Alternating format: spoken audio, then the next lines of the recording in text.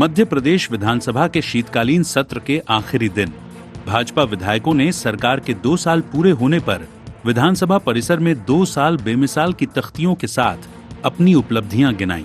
उन्होंने दावा किया कि मुख्यमंत्री डॉक्टर मोहन यादव के नेतृत्व में प्रदेश में विकास, विरासत, संरक्षण और रोजगार सृजन की दिशा में उल्लेखनीय काम हुआ है। सरकार अंत्योदय, गरीब कल्याण और विरासत से विकास की नीति पर आगे बढ़ रही है और आने वाले दिनों में ये विकास यात्रा और आगे बढ़ेगी। हालांकि कांग्रेस ने इसे भाजपा की इमेज मेकओवर एक्सरसाइज करार दिया। वहीं भाजपा ने दावा किया कि यह सिर्फ 2 साल का काम नहीं, बल्कि एक ऐसी विकास यात्रा है जो आने वाले सालों में और तेजी से आगे बढ़ने वाली है। शीतकालीन सत्र के आखिरी दिन भाजपा का शक्ति प्रदर्शन, 2 साल बेमिसाल की तख्तियों के साथ विधायकों का मार्च, सरकार की उपलब्धियों का जोरदार प्रचार, विकास, विरासत, संरक्षण, रोजगार में तेज काम, डबल इंजन सरकार पर जनता का भरोसा, अंत्योदय और गरीब कल्याण पर फोकस, डॉक्टर मोहन यादव के नेतृत्व में सरकार सशक्त। माननीय मोहन यादव जी के नेतृत्व में भारतीय जनता पार्टी की सरकार के 2 वर्ष बहुत ही सफलतापूर्वक मध्य प्रदेश में हुए हैं। जन कल्याण, विकास, डबल इंजन की सरकार, इन सब की परिभाषा को बहुत ही खूबसूरत तरीके से मध्य प्रदेश में लागू किया गया है। मोहन यादव जी हमारे मुख्यमंत्री जी को मैं बहुत बधाई देता हूं। ये हमारी विकास की और कल्याण की यात्रा आगे भी अनवरत जारी रहेगी। वहीं कांग्रेस ने भाजपा के 2 साल बेमिसाल दावे को पूरी तरह खारिज कर दिया। कांग्रेस का कहना है कि भाजपा सरकार सिर्फ पोस्टर, प्रचार और इवेंट मैनेजमेंट में लगी है, जबकि जमीन पर न विकास दिख रहा है और न ही रोजगार। नेता प्रतिपक्ष उमंग सिंघार ने आरोप लगाया कि सरकार बेरोजगारी, महंगाई, कानून व्यवस्था और किसान संकट जैसे असली मुद्दों से ध्यान हटाने के लिए उपलब्धियों की झूठी तस्वीर पेश कर रही है। बीजेपी किस प्रकार से आप जश्न मनाती है, आत्ममुग्ध कह सकते हैं कि खुद ही तैयार हो गए कपड़े पहन के और कांच के सामने देख ले कि मैं अच्छा दिख रहा हूँ। लेकिन जनता क्या देख रही है? आप किसान परेशान है, किसान को खाद नहीं मिल रही, युवा परेशान है, नौकरियां नहीं मिल रही, हर व्यक्ति को अधिकार नहीं मिल रहा, 24 घंटे बिजली नहीं मिल पा रही। तो मेरी सलाह है यहाँ फोटो खिंचवाने के बजाय, सेल्फी खिंचवाने के बजाय जनता के साथ सेल्फी खिंचवाएंगे तो इनका रिपोर्ट कार्ड आ जाएगा। बहरहाल एक तरफ भाजपा सरकार अपने 2 सालों को उपलब्धियों से भरा बता रही है, तो वहीं दूसरी ओर कांग्रेस इन दावों को खोखला बताते हुए सरकार को कटघरे में खड़ा कर रही है। ऐसे में देखने वाली बात यह होगी कि अगले सत्र से पहले यह राजनीतिक टकराव जनता की धारणा को प्रभावित करने में कितना कामयाब हो पाता है। Bureau report, IND 24।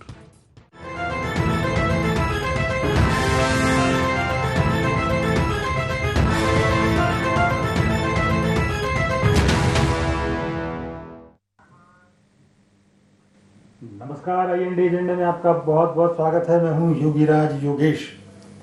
एजेंडे में आज चर्चा होगी 2 साल वर्सेस 2 साल मोहन सरकार के बेमिसाल वर्सेस सवाल। असल में 13 दिसंबर को मध्य प्रदेश की मोहन सरकार के 2 साल पूरे होने जा रहे हैं। अब 2 साल की उपलब्धियों का लेखा जोखा तो होगा, लेकिन उसका नज़ारा आज विधानसभा में ही दृश्य हो गया। विधानसभा में आज सत्ता पक्ष के विधायक मोहन सरकार की 2 साल की उपलब्धियों को लेकर पोस्टर और बैनर लेकर आए और बताया कि पिछले 2 सालों में मध्य प्रदेश की सरकार ने कितना काम किया। इन पोस्टरों पर ग्लोबल इन्वेस्टर समिट का जिक्र था, औद्योगिक क्रांति का जिक्र था, कृषि क्रांति का जिक्र था, भावांतर योजना का जिक्र था। बताने की ये कोशिश की है कि 2 साल बेमिसाल रहे मोहन सरकार के और 2 साल में बहुत ज़बरदस्त काम हुआ। अब इसी 2 साल को लेकर कांग्रेस ने भी सवाल उठाने शुरू कर दिए कि रोज़गार नहीं मिल रहा, युवा परेशान हैं, बेरोज़गारी दर लगातार बढ़ती चली जा रही है, लगातार आर्थिक संकट से मध्य प्रदेश गुजर रहा है, सरकार को दैनंदिन के जो खर्च चलाने के लिए कर्ज लेने पड़ रहे हैं। तो बहुत सारे सवाल इस बात को लेकर हो रहे हैं। लेकिन ये बात ज़रूर है कि किसी भी सरकार के लिए 5 साल में से 2 साल एक अल्प पड़ाव होता है, लेकिन फिर भी मतलब अब करीब करीब आप आधा सफ़र पूरे करने की दिशा में बढ़ रहे हैं, मतलब 2.5 साल की दिशा में आगे बढ़ रहे हैं। तो 2 साल एक अच्छा होता है सरकार को बताने के लिए कि उन्होंने क्या किया और क्या नहीं किया। और मध्य प्रदेश की भाजपा सरकार के पास इन 2 सालों में बताने के लिए भी बहुत कुछ है। अब वो इन उपलब्धियों को जनता के बीच कैसे रख पाएगी, क्योंकि सत्ता पक्ष के सवालों पर विपक्ष जो है लगातार हमलावर है और विपक्ष तो ये कह रहा है कि इन 2 सालों में कुछ हुआ ही नहीं। प्रदेश की स्थिति हालत बहुत ख़राब है, क्राइम रेट लगातार बढ़ रहा है, महिलाओं के साथ रेप की घटनाएं बढ़ रही हैं, चोरी डकैती तो छोड़िए आप, आदिवासियों दलितों पर अत्याचार हो रहे हैं। ये विपक्ष के सवाल हैं, सत्ता पक्ष का अपना कहना। बहरहाल अभी 13 दिसंबर जब आएगा तो बहुत कुछ कहा जाएगा मध्य प्रदेश सरकार की उपलब्धियों को लेकर, लेकिन आज चूँकि सत्र का अंतिम दिन था और 2 साल की उपलब्धियों को लेकर चर्चा शुरू हो गई, तो आज हम एजेंडे में चर्चा इसी विषय पर करेंगे। चर्चा शुरू करने से पहले आइए डाल लेते हैं आज के एजेंडा पॉइंट्स पर एक नज़र। शीत सत्र के आखिरी दिन बीजेपी विधायकों के शक्ति प्रदर्शन के क्या हैं मायने? क्या डॉक्टर मोहन यादव सरकार के 2 साल सच में बेमिसाल रहे? सरकार के गरीब कल्याण के दावों में कितना दम? कांग्रेस क्यों बता रही इसे पोस्टर और प्रचार की सियासत? तो ये थे एजेंडा पॉइंट्स और डिबेट ओपन करूं उसके पहले सभी मेहमानों से आपका परिचय करा दूं। मेरे साथ बीजेपी का पक्ष रखेंगे डॉक्टर प्रेम व्यास जी। प्रोग्राम में आपका बहुत बहुत स्वागत है। हमारे साथ हैं कांग्रेस के सचिव पवन पटेल जी। पवन जी, प्रोग्राम में आपका भी बहुत बहुत स्वागत है। और स्टूडियो में हमारे साथ वरिष्ठ पत्रकार कन्हैया लोधी जी हैं। कन्हैया जी, प्रोग्राम में आपका भी बहुत बहुत स्वागत है। डॉक्टर प्रेम व्यास जी, आज शीतकालीन सत्र का अंतिम दिन था और हमने देखा कि पिछले कुछ सत्र जो विधानसभा के रहे वहाँ विपक्ष जो एक अपनी स्ट्रेटेजी के तहत सदन में पेश आया और वो स्ट्रेटेजी ये थी कि सदन शुरू होने के पहले उन्होंने एक प्रदर्शन का एक अनोखे तरीके ईजाद किए। अभी जो शीतकालीन सत्र की यदि बात करें तो पहले दिन वो पूतना बन के आ गए, फिर वो चिड़िया चुग गई खेत की बात करने लग गए और फिर वो उन्होंने कहा कि साहब मैं बंदर के हाथ में उस तरह ले आए कि साहब मैं बीजेपी की सरकार हूँ, उस तरह मेरे हाथ में सबको काट दूंगी। कहने का अर्थ है कि अजीब वो गरीब तरीके का उन्होंने विरोध प्रदर्शन किया। आज जो आपके सत्ता पक्ष के भी जो विधायक आए वो भी इसी अंदाज में आए और उन्होंने बताया कि हमने 2 साल में बहुत कुछ मध्य प्रदेश में किया और 2 साल मध्य प्रदेश के बड़े बेमिसाल रहे। इस दौरान मोहन सरकार की उपलब्धियों को विधायकों ने बताया पोस्टरों के माध्यम से। तो क्या आप भी इसी जो विपक्ष की जो रणनीति थी, क्या उसका जवाब के लिए इस तरीके से आप लोग, आपके माननीय सदस्य इस तरह से आज पेश आए सदन में? योगी राज जी, देखिए, सर्वप्रथम जो स्ट्रेटेजी लगभग 15 से 20 वर्षों से मध्य प्रदेश में कांग्रेस द्वारा अपनाई जा रही है उसका तो जनता विरोध कर रही है और जनता हर बार जवाब दे रही है, हर राज्य में जवाब दे रही है, लेकिन स्ट्रेटेजी है जो परिवर्तित होने का नाम ही लेती। अब जनता तो ये बता रही कि जनता को पूतना नहीं पूत चाहिए जो मध्य प्रदेश में काम कर सके, और पूत काम कर रहे हैं। जिस तरफ ये श्वान लेकर आ जाते हैं और वो आपने देखा होगा रोहिणी जी, जिस तरह से प्रश्न करा जाता है तो भो भो करके जवाब देती है, वहीं पर जो है घोड़ों की बात की जाती है। तो जिस तरह का कृत्य आज विपक्ष द्वारा किया जा रहा है वो सकारात्मकता तो कहीं से प्रदर्शित नहीं होती। हमने जनता के लिए, जनता के मध्य में विकास, विश्वास, विरासत और अंत्योदय के सिद्धांत को अगर अंतिम व्यक्ति तक पहुंचाया है तो निश्चित रूप से हम उसको जो है, चाहे वो विकास यात्राओं के माध्यम से हो, चाहे संकल्प पत्र के माध्यम से हो, जो कार्य हम योगीराज जी कर चुके हैं उससे ही जनता को अवगत करा रहे हैं। और जो काम करने में विपक्ष असफल रहा है या जिन कृत्यों के कारण जनता ने इनको नकारा है उन्हीं कृत्यों की पुनरावृत्ति विपक्ष द्वारा बार बार की जा रही। इंफ्रास्ट्रक्चर कनेक्टिविटीज की बात करिए, आप शहरी विकास परियोजना मंजूरी की बात करिए, आप निवासों, जो प्रधानमंत्री निवास की स्थिति मध्य प्रदेश में उसकी बात करिए, आप नई उद्योग नीति की बात करिए। भाई आपके समय तो 0 पे पहुंच गई थी, आज लगभग 23% है। बिजनेस स्टैंडर्ड्स की रिपोर्ट्स के अनुसार लगभग 8.25 लाख लोगों को रोजगार मिला है। स्कॉच जो गवर्नमेंट की रिपोर्ट्स होती है उसमें मध्य प्रदेश का स्थान 23, 24 और 25 लगातार सुधार की ओर है। उसके बाद में जो जीएस इन्वेस्टर्स मीट्स को लेकर जो एक भ्रम फैलाया जा रहा था, उसका जवाब भी विधानसभा के पटल पर दिया गया। तो मुझे लगता है जिस तरह के जवाब दिए गए, जिस तरह के अंत्योदय के कार्य किए गए, और पर्यटन को लेकर जो लोग इवेंट कहते थे, जब हम मंदिरों का निर्माण करते थे, महाकाल लोक का निर्माण करा, तो इन लोगों ने उसको इवेंट की संज्ञा दी। उसी तरह से 7.5 करोड़ लोग लगभग मध्य प्रदेश में पर्यटक के रूप में आए, उसमें से लगभग 1.67 करोड़ लोग जो है विदेशी पर्यटक आए। उससे अर्थव्यवस्था को कितनी मजबूती मिली है। आज कई सारे देशों की जो है इकोनॉमी जो है, ग्रोथ जो है, वो पर्यटक पे निर्भर है। तो हम हर क्षेत्र में कार्य कर रहे हैं, चाहे वो हेली सेवा की बात हो। आज ही मुख्यमंत्री ने जिस तरह से जल संवर्धन नीति और उसके तहत जो हम कार्य योजना बना रहे हैं उसकी बात करी हो, अंतिम व्यक्ति के विकास के लिए हम किस तरह से स्टार्टअप, एमएसई, छोटे उद्योग की बात कर रहे हैं, हमने किस तरह से उद्योगों का विस्तार करा, उद्योग क्षेत्रों का विस्तार करा, प्रधानमंत्री जी द्वारा जो योजनाएं लागू करी गई थी उसमें मध्य प्रदेश कई सारी योजनाओं में फर्स्ट और सेकंड पोजीशन पर है। तो मुझे लगता है जिस तरह के कृत्य किए गए वो जनता के सामने है, और जनता उसका मूल्यांकन हर समय चुनावों के माध्यम से करती है। ठीक ठीक बात। पवन जी, अब देखिए, बता रहे हैं वो 2 साल उनके तो बड़े बेमिसाल रहे और क्या क्या सरकार ने किया। आप क्यों नाहक उनका ऐसा विरोध कर रहे हैं आप? नहीं, देखिए, बेमिसाल क्या रहे कि नहीं रहे वो भी मैं भी आपको बताता हूँ। पहले इनकी प्रेम व्यास जी के हर बातों का मैं प्रेम से जवाब देना चाहता हूँ। हम भी चाहते हैं जैसा प्रेम से इन्होंने बोला कि हर राज्य में क्यों इस तरह होता जा रहा, हर राज्य का कच्चा चिट्ठा राहुल गांधी जी ने खोल दिया कि हर राज्य में आप क्यों जीत रहे, कौन से मैनेजमेंट, कौन से मैकेनिज्म, आचार संहिता के लगते 10-10 हजार रुपए बांट करके आप चुनाव जीत रहे। हंसने वाली बात नहीं है। 20 साल तक आपको वहां जीविका दीदी की याद नहीं आई। 20 साल बाद 10,000 रुपए बांट दिए, वोट खरीद लिए, चुनाव जीत गए। ये है मैनेजमेंट। और जो बोल रहे पूत चाहिए इनको, अगर पूत काम कर रहा होता तो जहरीली सिरप से बच्चे नहीं मर गए होते। वो पूत नहीं, कपूत है। अगर पूत काम कर रहा होता तो खादी की लाइन में लगा हुआ हमारा किसान डंडे नहीं खा रहा होता, व्यापार के घोटाले नहीं हो रहे थे। ये कपूत काम कर रहा है, इनकी बात ये हुई। महाकाल में कितना भ्रष्टाचार किया पूरी दुनिया जानती है। अर्थव्यवस्था बड़ी मजबूत हुई। ये हमारा साला आज तक फंडा समझ में नहीं आया कि हम कर्जे पे कर्जा लेते जाएंगे और अर्थव्यवस्था कैसे मजबूत हो जाएगी। भैया, हमारे घर का साला किस्त आती है 10 तारीख को, हमारी बैंड बजी पड़ी कि किसी तरह किस्त, और हम कहे बड़े मजबूत हो गए। क्यों दोहरा चरित्रीय फार्मूला हमें समझ में नहीं आता है कि हम कर्जे पे कर्जा ब्याज चुकाने के लिए मध्य प्रदेश शासन को कर्जा लेना पड़ रहा है और हम कह रहे हैं बड़े सुदृढ़ हो गए हैं। तो ये दोहरा चरित्र भारतीय जनता पार्टी का है।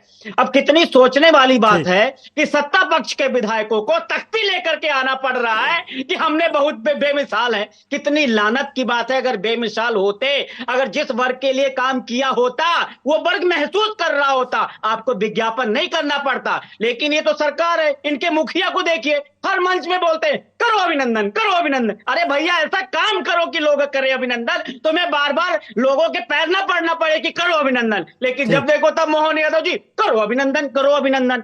यहाँ बेमिसाल है, सचमुच का बेमिसाल है। भ्रष्टाचार में बेमिसाल है। जिस तरह के काम भारतीय जनता पार्टी के राज्य में हुआ है, हर चीज में बेमिसाल है।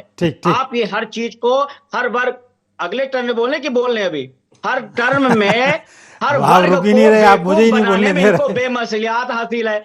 अब देखिए, ओबीसी को इस समय ये बेवकूफ बनाने में बेमिसाल कायम कर रहे हैं। सुप्रीम कोर्ट में रोज सुनवाई हो रही, सुप्रीम कोर्ट रोज हड़का रहा है कि तुमको कुछ चर्चा नहीं करनी है। महंगाई में देख लीजिए। ठीक है, वो अपन जवाब ले लेते, फिर अगले टर्म में बोला आप। जी जी जी जी, प्रेम व्यास जी फिंगर रेस कर रहे हैं आप। जी जवाब दीजिए, फिर मैं जरा कन्हैया जी के पास जाऊंगा। योगीराज जी, भाव भंगनी मुद्राएं और शब्दों से सरकार नहीं चलती ना। इन्होंने कर्ज की बात करी, बताइए तमिलनाडु की क्या परिस्थिति। 1200 से 1400 किसानों ने आत्महत्या करी भाई, ऑन रिकॉर्डेड है, और बकायदा वीडियो बना के करी, क्योंकि वहां पर आपकी नीतियां जो थी।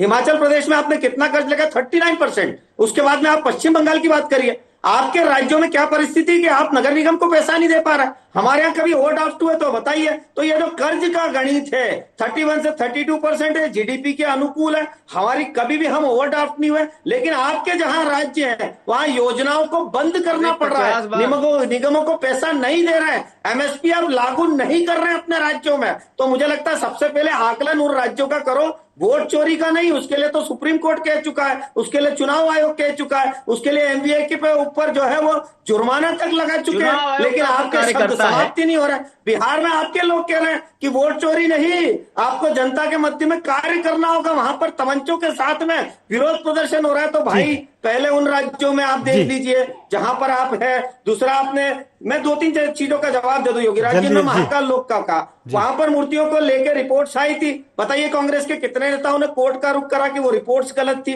उन रिपोर्ट्स में उन मूर्तियों के खंडन के बारे में पूरी जानकारी थी और पूरा उद्देश्य भी था। और उसके बाद में पर्यटकों की संख्या, तो मुझे लगता है कि जिस तरह का आज जीरो टॉलरेंस के साथ में मध्य प्रदेश में कार्य किया जा रहा है, आप किसी भी स्तर पर एक एक करके मुझसे जवाब ले ले पटेल जी, मैं दूंगा। ठीक है, जरा पवन जी से थोड़ा सा पवन जी बहुत जल्दी बोली, फिर मैं कन्हैया जी की करता हूं। नहीं, हम ये कह रहे हैं ये तो रिपोर्ट एनसीआरबी की रिपोर्ट को झुटला देंगे, जो किसान डंडे खा रहे वही झुटला देंगे। इनसे हम एक प्रश्न करेंगे ना तो तमिलनाडु पहुंच जाएंगे। अरे प्रश्न का उत्तर महोदय, प्रश्न का उत्तर उत्तर होता है, प्रश्न का उत्तर प्रश्न नहीं होता है। हमने तो वहां जातिगत जनगणना करा दी, हमने आरक्षण दे दिया। यहाँ क्यों बेवकूफ बना रहे ओबीसी वर्ग को? क्यों मोहन यादव बोल रहे कोई माणिकलाल आरक्षण नहीं रोक सकता? अरे सीएम आप हो का आप आरक्षण देना चाहते फिर भी आरक्षण नहीं दे रहे हो, तमाशा बना के रखे, रोज पेपर में निकलता है। ठीक है, जरा कन्हैया जी को करते हैं। सुप्रीम कोर्ट के बोलने के बाद भी विजय साहब को क्यों नहीं हटाने की हिम्मत हुई? ठीक, मोहन यादव की कौन सी नस दबा के बैठे ठीक, कोर्ट के बाद भी उसको नहीं हटा रहे हो, जब हमारी सेना का अपमान किया। ठीक है, जरा कन्हैया जी को करते हैं। ठीक पवन जी, अगले दौर में कन्हैया जी देखिए, किसी भी सरकार के लिए मैंने पहले भी जिक्र किया था, हालांकि अब ये आप आधा कार्यकाल की तरफ बढ़ रहे हैं। आप 2 साल तो 4 दिन बाद हो ही जाएंगे, 4-5 दिन बाद मान के चले कि आधा इन्होंने अपना सफर तय कर लिया है। बिल्कुल। और इसमें भी कोई दो राय नहीं कि सरकार के पास कृषि का तो खैर मध्य प्रदेश सरकार का रहा ही है, अभी नया इसमें इंक्लूड हो गया इंडस्ट्री का, जीआईएस को लेकर हुआ, टूरिज्म को लेकर हो रहा है काम मध्य प्रदेश में, और भी बहुत सारे काम सरकार ने भी हाथ में लिए, राज्य सरकार ने। तो ओवरऑल अभी तक अपन ये जो 2 साल का जो सफर है राज्य सरकार का, उसको आप कैसे देख रहे हैं? योगीराज जी, 2 साल का कार्यकाल अभी 13 तारीख को पूरा होगा मोहन यादव जी का, और 2 साल के यदि हम आकलन करते हैं तो एज अ गवर्नमेंट मतलब मोहन यादव का परफॉर्मेंस आमतौर पर मतलब ठीक ठाक ही रहा है। शिवराज जी ने जो क्रम आगे बढ़ाया था डेवलपमेंट का, तो उसी परिपाटी पे आगे बढ़ने की कोशिश कर रहे हैं। जीआईएस का जो क्रम है 2007 में शिवराज जी ने शुरू किया था। उसके बाद में फिर मोहन जी ने जो है अभी लगातार मतलब चाहे वो रीजनल किया हो, चाहे वो अपना भोपाल में जो जीआईएस किया हो, तो उन्होंने ये बताने की कोशिश की है कि हम जो है वो शिवराज जी से डेवलपमेंट के मामले में, सरकार भले बीजेपी की है लेकिन मैं जो है उनके पिछले कार्यकाल से कुछ मैं बेटर करना चाहता हूं, कुछ इनोवेटिव, कुछ नया करने की मैं कोशिश करते हैं।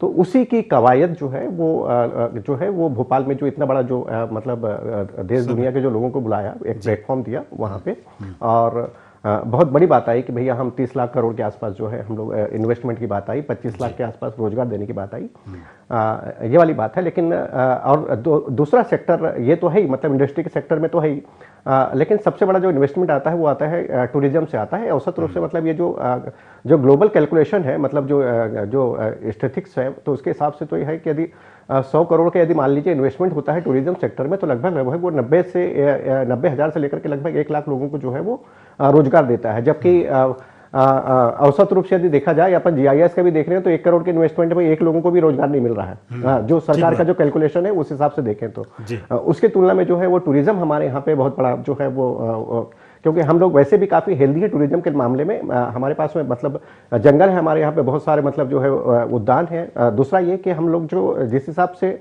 धार्मिक पर्यटन को बढ़ाने को लेकर के जो सरकार जो कोशिश कर रही है, ये शिवराज जी की तुलना में अब थोड़ी सी ज्यादा कोशिश हुई थी। पहले वाले कार्यकाल में जो है शिवराज जी के कार्यकाल में लोग बनाने की बात चली थी, 12-15 जो लोग अलग अलग स्थानों पर बना रहे हैं। अब बहुत जगह पे और नई जगह पे लोग बनाने की बात आई है, और बहुत सारे काम जो है अब मेरे ख्याल से अब लास्ट स्टेज पे है। मतलब 2028 विधानसभा चुनाव से पहले काफी जगह पे ये काम पूरे हो जाएंगे। तो मध्य प्रदेश आज की तारीख में टूरिज्म का बहुत बड़ा हब बनने की राह पे बहुत अग्रसर है। और इसका जो एडवांटेज जो हम लोग कहते हैं आमतौर पे कि रोजगार वाली जो बात आती है, तो उसका कहीं ना कहीं बेनिफिट जो है मध्य प्रदेश के लोगों को मिलेगा, मेरा ऐसा मानना है। ये बात बिल्कुल ठीक है। और हमारी जो जनता है, धर्म प्रेमी जनता है, और हमारे यहाँ धर्म एक ऐसा विषय रहा है कि इसको लेके सारे समस्या एक तरफ है, धर्म को लेके सब लोग एक तरफ है। तो जो रिलीजियस टूरिज्म जो मध्य प्रदेश में बढ़ा, उसकी एक वजह ये भी है। और ये भी साबित हुआ कि इस रिलीजन टूरिज्म से इनकम बढ़ाई जा सकती है। उसका सर्वश्रेष्ठ उदाहरण है महाकाल लोक, जहां आज 25 गुना 30 गुना वीकेंड में कम से कम 2 लाख लोग कम से कम वहां वहां पे पहुंचते रहते हैं। हाँ। और अभी जब टूरिज्म की बात आई तो अभी न्यू ईयर शुरू होने वाला है, अभी से मध्य प्रदेश के सारे पर्यटन निगम के जो होटल हैं, सारे होटल्स बुक, चाहे वो प्राइवेट हो, चाहे पर्यटन के हो, चाहे कोई भी हो, ये बात ठीक है, ये ठीक है, 100%। दूसरी एक बात और मैं इसको पॉजिटिव मानता हूं कि जो लाइन शिवराज जी खींच के गए थे उससे वो आगे ही बढ़े मोहन सरकार, इसमें कोई दो राय नहीं, और नए नए विषय उन्होंने खोजे। एक सवाल मेरा प्रेम व्यास जी आपसे रहेगा, हम बार बार इस बात को कहते हैं कि 30 लाख करोड़ के आसपास का निवेश 2 साल की इन्वेस्टर समिट के दौरान सामने आया, और हमने कई बार कहा मंचों से और टीवी में भी और मीडिया में भी ये बात आई। लेकिन मध्य प्रदेश की सरकार ने अभी जो विधानसभा में जानकारी दी बड़ी चौंकाने वाली थी, वो ये थी कि इन 2 सालों में केवल 14,000 करोड़ का निवेश आया। तो ये जो अंतर आता है, ये बहुत शक और सवाल पैदा करता है। जॉब्स भी क्रिएट हुई और प्राथमिकी और कई सारे जो प्रोजेक्ट्स चल रहे हैं उन प्रोजेक्ट्स का जिक्र भी है। तो मुझे लगता है कि जिस तरह से ओवरऑल अगर देखेंगे, आज कोई भी उद्योग लगता है तो उसको धरातल पर आने में लगभग 3 साल का समय लगता है। 2 साल की उपलब्धि है कि लगभग 57,000 जॉब्स क्रिएट किए गए, और उसके साथ में सरकारी जॉब्स की बात करेंगे तो लगभग 1.88 लाख सरकारी जॉब्स के प्रति प्रक्रियाएं बढ़ चुकी है, 32,000 जॉब्स दिए जा चुके हैं। स्टार्टअप्स इंडिया एमएसएमई के माध्यम से जो रिपोर्ट आई थी, 1.25 लाख युवाओं को रोजगार मिला है। सीएम उद्यमी क्रांति में लगभग 12,000 करोड़ रुपए का ऋण दे चुके हैं। तो मुझे लगता है ये सब अगर पहलू पे देखा जाएगा तो ओवरऑल जो हम कह के चल रहे हैं कि हम मध्य प्रदेश में, चाहे वो छोटे उद्योग हो, चाहे बड़े उद्योग हो, चाहे वो सरकारी जॉब्स हो, चाहे प्राइवेट सेक्टर्स की जॉब हो, चाहे वो पर्यटन के माध्यम से उन क्षेत्रों के विकास की बात हो और वहां जॉब क्रिएटिविटी की बात हो। पर्यटन का जब क्षेत्र बढ़ता है, विस्तार होता है, जैसे 1.5 करोड़ लोग आज उज्जैन में आए, तो वहां पर आप देखिए भोजन की व्यवस्था से जुड़े लोगों को फायदा हुआ है, ट्रांसपोर्ट की सुविधा से जुड़े लोगों को फायदा हुआ है, होटल इंडस्ट्री को फायदा हुआ है। तो जीडीपी ग्रोथ जब होती है तो ओवरऑल होती 7.5 करोड़ लोगों का आंकड़ा है, और विदेश से लगभग 2.25 करोड़ लोग आते हैं। तो आज वैश्विक धरोहर मध्य प्रदेश बन चुकी है। आज हम जीआई टैग कर रहे हैं लगभग 8 प्रोडक्ट्स को, प्रदेश में जो व्याप्त संभावना है उनको देश और विदेश तक ले जा रहे हैं। लेकिन मैंने कहा है ना, विपक्ष जब चुनाव होंगे तो कहेगा कि आज हमारे इन राज्यों में हम जीत रहे हैं, यहाँ जलेबी बनेगी, लेकिन विकास की बात करेंगे तो वही जलेबी सड़ जाती है। समस्या यहाँ है। ठीक बात। भैया पवन जी, अब क्या बनाने वाले आप? जलेबी बना रहे हैं कि गुलाब जामुन बना रहे हैं? क्या है आपकी तैयारी?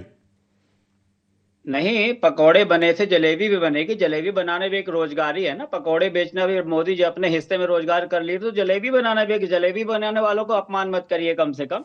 और आदरणीय वरिष्ठ पत्रकार जी जैसे बोले हैं कि उनका कार्यकाल ठीक ठाक रहा है, सही बात है। कुछ नया करने का मोहन यादव जी ने प्रयास किया है। ये भूल जाते हैं कि 2 साल, अभी आपने भी बोला 2 साल बड़ा अल्प है, और कमलनाथ जी का 11 महीने लग रहा था। 11 साल है कि मतलब 11 महीने में कुछ कर डाले। मैंने तो अल्प नहीं, मैंने तो बोल दिया कम से कम आधा सफर कर चुके हैं वो।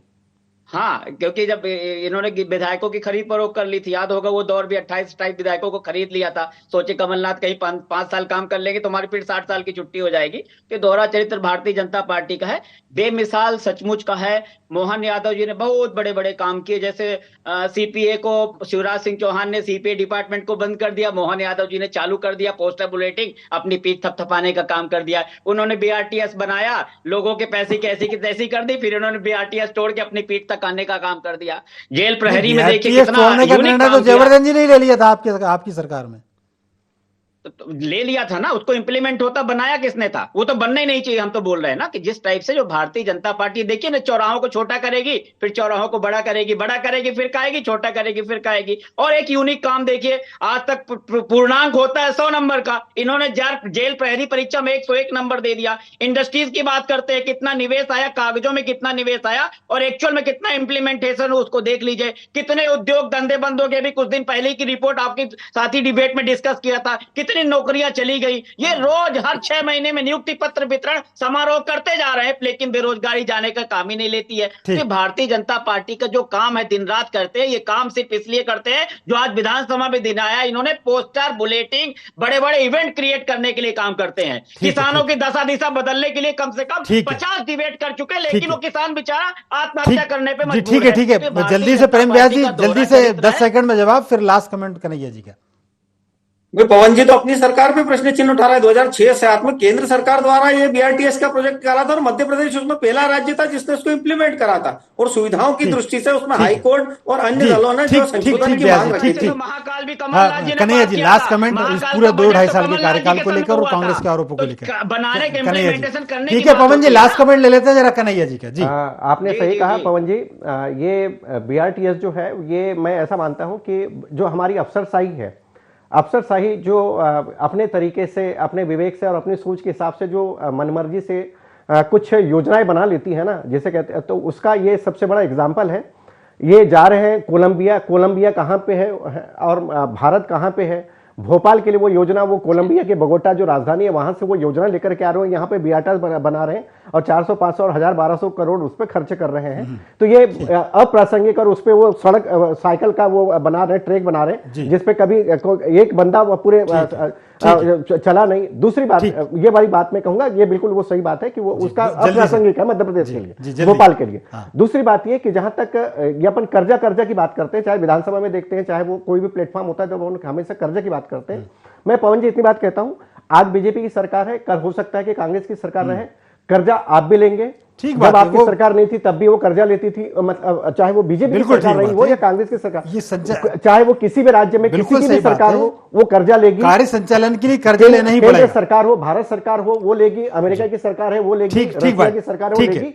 कर्जा तो हर कोई लेता है अपनी अपनी बस ठीक है, स्थितियों से कर्जा बिल्कुल ठीक है। पवन जी, कन्हैया जी और प्रेम व्यास जी, चूंकि समय इतना ही था, इस वार्ता को यही विराम देना पड़ेगा। आप तीनों का बहुत बहुत धन्यवाद, शुक्रिया। तो IND एजेंडा में फिलहाल इतना ही। आप हमारे साथ बने रहिए, जुड़े रहिए और देखते रहिए IND 24। नमस्कार।